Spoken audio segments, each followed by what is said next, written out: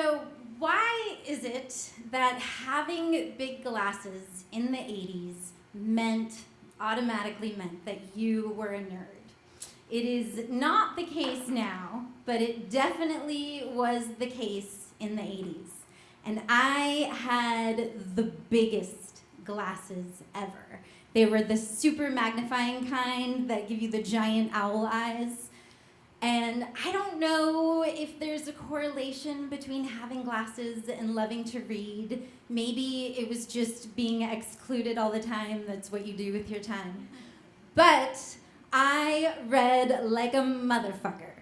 I read all the time, top of my class. I won every single readathon in the elementary school. And they gave me the greatest nickname ever. Conan the Librarian. That's right. At the time, I hated it more than my shitty plastic Medi-Cal frames, but in retrospect, it was pretty clever, even if they ripped it off from Weird Al. By the time I got to junior high, I no longer had glasses, and I started getting invited to hang out with the cool kids. But luckily, my love for literature never waned. Thank goodness.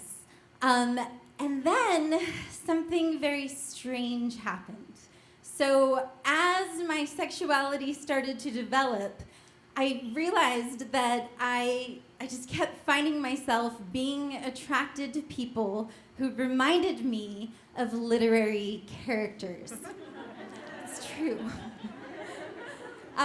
There was the older guy I met on a cross-country Greyhound when I was 17, who I made out with behind a McDonald's drive-thru and even visited a few months later because I thought he had Holden Caulfield's eyes. Note to self, cynical-looking eyes are not a reason to trust someone. There was a Clarice McClellan and way too many Dean Moriartys. And then there was the architect. But before I tell you about him, I have to explain my very complex relationship with Ayn Rand. So as a child, my favorite movie ever was Dirty Dancing. I wanted to be Baby in every way possible, especially all the slow dances with Johnny Castle. And when she marched up to Robbie the asshole waiter to demand that he help out with Penny's underground abortion, I was right there with her. And his response after denying and saying, no, I'm not gonna help, he pulls out this weathered paperback and says, read it. Some people matter in this world and some people don't. And she glares at him with just pure hate in her eyes.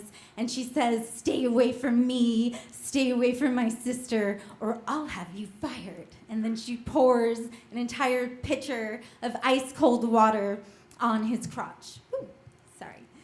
And it was amazing. I was right there with her. It was like a victory against fascists everywhere. And I declared I will never read that book. Except I had to wait years to find out what it was because it was the 80s and I only saw the movie on television. So I had to wait years until we had our VCR and I was able to actually pause it and see the book.